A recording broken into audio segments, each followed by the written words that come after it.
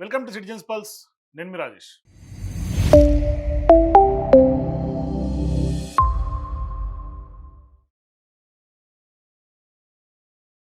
CM Revanth Reddy పదే పదే అదే పాట పాడుతున్నాడు.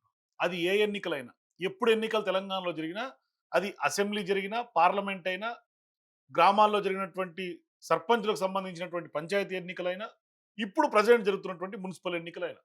సో ఇవాళ ఆఖరి రోజు ప్రచార ఘట్టానికి తెరపడబోతా ఉంది. ఇవాళ సాయంత్రంతో మున్సిపల్ ఎన్నికలకు సంబంధించినటువంటి ప్రచారానికి ఎండ్ కార్డ్ పడబోతా ఉంది. ఇక తాయిలాల పర్వం తెర మీదకి రాబోతా ఉంది. అయినప్పటికీ ఇప్పటిదాకా ఒక ఎత్తు, చివరి ప్రచార ఘట్టం చాలా పీక్స్‌కి పోయింది. 2 పార్టీల మధ్య కాంగ్రెస్ వర్సెస్ బీఆర్ఎస్ అని చెప్పుకోవచ్చు. అయితే ఇక్కడ ప్రధానంగా రేవంత్ రెడ్డి పదే పదే ఒకే పాట పాడుతూ ఉన్నాడు. బీఆర్ఎస్, బీజేపీ 2 ఒకటే అని. తాజాగా ఆయన బీఆర్ఎస్, బీజేపీ బంధాన్ని వేరే వీణా వాణిలతో కూడా పోల్చి కొంత చేయి కాల్చుకున్నాడు. ఇప్పుడు ఆయన స్కెచ్ బట్టబయలైంది మున్సిపల్ ఎన్నికల సందర్భంగా. ఏం స్కెచ్ అంటే పదే పదే అవినీతి ఆరోపణలు చేస్తున్నటువంటి రేవంత్ రెడ్డి బీఆర్ఎస్ పార్టీ 10 ఏళ్ల పాలన పైన ఇప్పుడు ఆయన ఆ పాలనలో జరిగినటువంటి కాళేశ్వరం సంబంధించినటువంటి వ్యవహారాన్ని గతంలో పెద్ద ఎత్తున జస్టిస్ పిసి ఘోష్ సంబంధించి జ్యుడిషియల్ కమిషన్ వేశారు.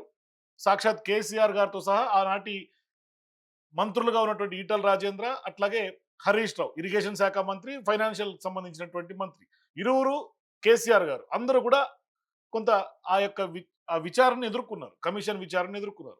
వీరు పొలిటికల్గా, ఇక అధికారికంగా చాలా మంది అధికారులు, ఐఏఎస్లు, అట్లాగే ఇరిగేషన్ శాఖ అధికారులు చాలా మంది దానికి సంబంధించినటువంటి ఆ యొక్క విచారణ ఎదుర్కొన్నారు. అయితే ఇప్పుడు సీన్ కట్ చేస్తే మేము ఆ విచారణ కమిషన్ రిపోర్ట్ వచ్చిన తర్వాత ఆ రిపోర్ట్‌లో మొత్తం వ్యవహారం అంటే బయట పెట్టిన తర్వాత కూడా ఏం జరిగింది, ఏంటి, ఎవరి మీద చర్యలు తీసుకోవాలని రిపోర్ట్ ఇచ్చిన తర్వాత కూడా రేవంత్ రెడ్డి ఎటువంటి చర్యలు తీసుకోకపోగా ఆ వ్యవహారాన్ని ఆయన కేవలం మేడిగడ్డ, సుందిళ్ళ, అన్నారం ఈ మూడిటి మీద మాత్రమే ఆ కమిషన్‌కి ఆదేశాలు జారీ చేయటం. అంటే ఆ 3 అంశాల మీద కుంగిపోయినటువంటి వ్యవహారం ఎక్కడైతే ఆహ్, లోపం జరిగిందో ఆ లోపాల మీద మాత్రమే పీసీ ఘోష్ కమిషన్ పనిచేసింది. మొత్తం ఎంటైర్ కాళేశ్వరం మీద ఆ రిపోర్టు ఇవ్వలేదు. వాళ్ళు ఎంక్వైరీ కూడా చేయలేదు. సో ఇప్పుడు ఎంటైర్ కాళేశ్వరం మీద సీబీఐ విచారణ కోరుతా రాష్ట్రంలో సీబీఐకి డోర్లు తెరిచారు. ఎందుకంటే బాల్‌ని బీజేపీ కోర్టులో నెట్టే ప్రయత్నం సీఎం రేవంత్ రెడ్డి చేశాడు. ఆ రోజు ఇదే చర్చకొచ్చింది. అంటే మేము లోతైన దర్యాప్తు కోసం సీబీఐకి ఇస్తున్నాము అని చెప్పాడు. కాంగ్రెస్ పార్టీ నాయకులందరూ చెప్పారు. కానీ దీని వెనకాల రాజకీయ ఎత్తుగడ ఆ రోజు చాలా మంది విమర్శించారు. అక్కడ నేను కూడా మాట్లాడిన ఆ రోజు. స్పష్టంగా దీని వెనకాల రాజకీయ ఎత్తుగడ ఉంది. బీజేపీని కార్నర్ చేస్తా బీఆర్ఎస్, బీజేపీ అరెస్ట్ చేయలేదు అని చూపించే కార్యక్రమాన్నే సీఎం రేవంత్ రెడ్డి తెరదీశాడు. స్పష్టంగా చెప్పా. ఇవాళ ఆ వ్యవహారం బట్టబయలైంది. మున్సిపల్ ఎన్నికల సందర్భంగా అంటే రానున్నటువంటి మున్సిపల్ ఎన్నికలు ముందుంది కాబట్టి బిఫోర్ దట్టే అప్పటి నుంచే పొలిటికల్ స్కెచ్ రేవంత్ రెడ్డి వేసుకున్నట్టుగా కనిపిస్తోంది. అంటే ప్రజల్లో వ్యతిరేకత పెరుగుతోంది రోజు రోజుకి. దీన్ని కవరప్ చేయాలంటే పొలిటికల్‌గా కొంత అగ్గి రాజేయాల్సినటువంటి అవసరం ఉంది. అందుకనే రేవంత్ రెడ్డి ఆనాడే దీన్ని గ్రహించి, ఇక రాష్ట్రంలో ఎటువంటి రాజకీయ ఈక్వేషన్స్ మార్చాలన్నా, లేకుంటే ఏం చేయాలన్నా పొలిటికల్‌గా ఆయన కొంత రాజకీయంగా లబ్ధి పొందాలంటే స్పష్టంగా బీజేపీని ఇరకాటంలో పెట్టాలి. బీజేపీ, బీఆర్ఎస్ 2 బంధం ఒకటే అని చెప్పే ప్రయత్నం చేయాలి. అప్పుడు ఆయన రాజకీయంగా లబ్ధి జరిగే అవకాశం ఉంటుంది. అందుకనే ఆ రోజు కాళేశ్వరం సంబంధించినటువంటి వ్యవహారాన్ని సీబీఐకి అప్పజెప్పారు. సరే అప్పజెప్పారు. అప్పటిదాకా బానే ఉంది. చర్యలు తీసుకోలేదు, ఒక రాజకీయ ఆరోపణ. అరెస్ట్ చేయలేదు, ఒక రాజకీయ ఆరోపణ.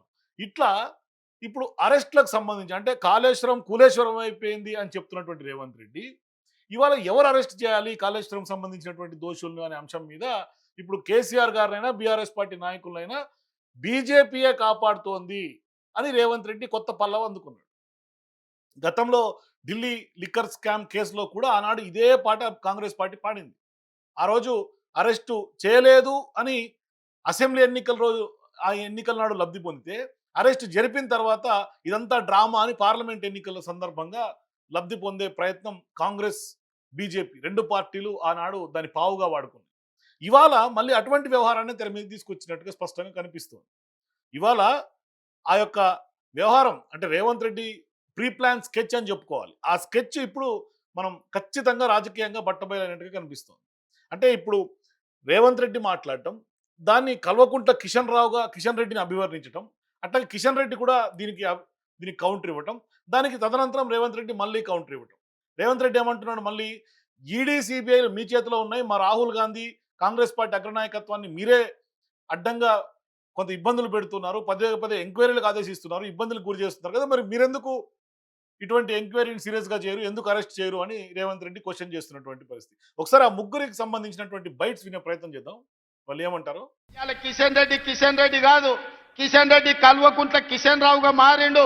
కేసీఆర్ కో కొడుకున్నాడు, కేసీఆర్ కో పుత్రుడు ఉన్నాడు, దొంగ పుత్రుడు కేటీఆర్. ఇవాళ కేసీఆర్ కి ఇంకో దత్తత పుత్రుడు ఉన్నాడు, ఆయన పేరు కల్వకుంట్ల కిషన్ రావు. దొంగ పుత్రుడు దత్తపుత్రుడు కలిసి ఈ రోజు కేసీఆర్ అవినీతిని కాపాడే ప్రయత్నం చేస్తున్నారు. ఆయన చర్యలు తీసుకుంటుంటే, ఆయన దర్యాప్తు చేస్తా అంటే కేసీఆర్ను చెర్లపల్లి జైలుకో చిప్పకూడుకో పంపించాలనుకుంటే ఎవరు అడ్డుకున్నారో ఈరోజు చెప్పాల్సిన అవసరం. ఒక్క ఉదాహరణ చెప్పానండి, నేనెక్కడ అడ్డుకున్నాను, అడ్డుకునేటువంటి అవకాశం మాకిక్కడ అడుగుతా ఉన్నాను, ఎందుకు బుకాయింపులని అడుగుతా ఉన్నాను, ఎందుకు పనికిరాని మాటలని అడుగుతా ఉన్నాను. నువ్వు కేసీఆర్ మీద చర్య తీసుకోలేకపోతే రాజీనామా చెయ్యి, అనవసరంగా నువ్వు ముఖ్యమంత్రిగా ఉంటూ ఆ బాధ్యతలు ఇంకోళ్ళ మీదకి నెట్టేయకు. అడిగితే కిషన్ రెడ్డి అంటుండు, నేనేమన్నా ముఖ్యమంత్రినా, నేను ఎట్లా అరెస్ట్ చేస్తాను. నేను అడగదలుచుకున్నా, మోడీ గారి దగ్గర ఉన్న ఈడీ సిబిఐ గాంధీ కుటుంబాన్ని వేధించడానికి ఉపయోగించినప్పుడు ఈ రోజు కూలేశ్వరం అయిపోయింది, పక్కనే ఉంది. 1,00,000 కోట్లు దిగమింగి కాళేశ్వరం ఏటీఎంగా మారిందని మీ మోడీ గారే చెప్పిండ్రు కదా. సిబిఐ విచారణకు మీకు పంపించి 6 నెలలు అయ్యింది. ఎవడడ్డుకున్నాడు? ఫార్ములా ఈ కార్ రేస్లో ఈడీ కేసుకు పంపించి 6 నెలలు అయింది. ఇవాళ కేటీఆర్ని ఎందుకో పిలుస్తలేరు. ఇవాళ కాళేశ్వరంలో కేసీఆర్ను హరీష్ను కాపాడుతున్నది మీరు కాదా? ఫార్ములా ఈ రేస్లో కేటీఆర్ను కాపాడుతున్నది మీరు కాదా? మరి ఎందుకు ఆ సిబిఐ ఈడీ ఈరోజు కేసీఆర్ హరీష్ కేటీఆర్ను విచారణకు కూడా పిలిపిస్తలేరు, అరెస్టు చేసి లోపల పెడతలేరంటే కిషన్ రెడ్డి గారు నల్లికుట్ల మాటలు మాట్లాడుతుండు. నాకేం తెలుసు, నేనెట్లా చేస్తాను. సో విన్నారు కదా, రేవంత్ రెడ్డి, కిషన్ రెడ్డి కేంద్ర మంత్రి, అట్లాగే దానికి మళ్ళీ రేవంత్ రెడ్డి కౌంటర్. ఈ 3 బయట్లు విన్న తర్వాత మీకేం అర్థమవుతుంది అంటే, ఎవరు అరెస్ట్ చేయాలి? కేంద్రం, రాష్ట్రం ఒకరి మీద ఒకరు నెట్టుకోవటం.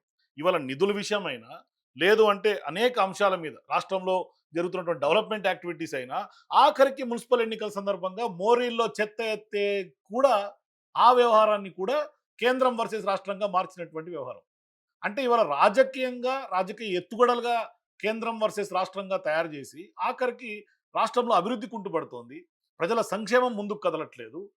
అట్లాగే రాష్ట్రం కొంత బడ్జెట్స్ పరంగా, ఫైనాన్షియల్ ఇష్యూస్, కొంత ఆర్థిక పరంగా ఇబ్బందులు ఎదుర్కొంటున్నటువంటి నేపథ్యం, బడ్జెట్ అలొకేషన్స్ ఇవన్నీ కూడా కాంగ్రెస్ బీజేపీ ఒకరి మీద ఒకరు వేసుకుంటున్నటువంటి సందర్భం.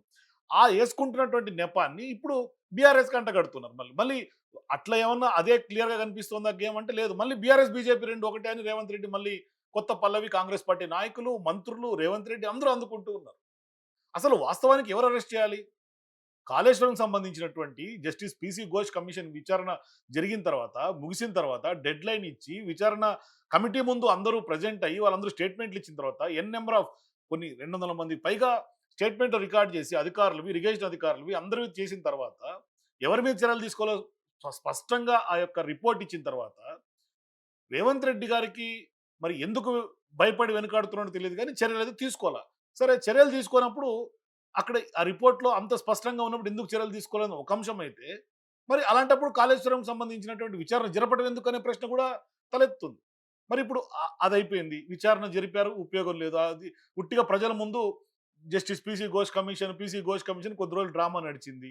ఇక ఇప్పుడు మళ్ళీ ఫోన్ ట్యాపింగ్ అంశం తెర మీద తీసుకొచ్చారు. ఇప్పుడు కూడా సేమ్ అదే పాట, ఫోన్ ట్యాపింగ్ అంశం. భార్యాభర్తలు మాట్లాడుకుంటుంటే కూడా విన్నారు అని అదే మాట. ఎక్కడ ఏ జిల్లాలో సభ జరిగినా, ఎక్కడ ఏ సెంటర్లో సభ జరిగినా, any centre any place Revanth Reddy గారి స్పీచ్ ఒకే రకంగా మారుతోంది.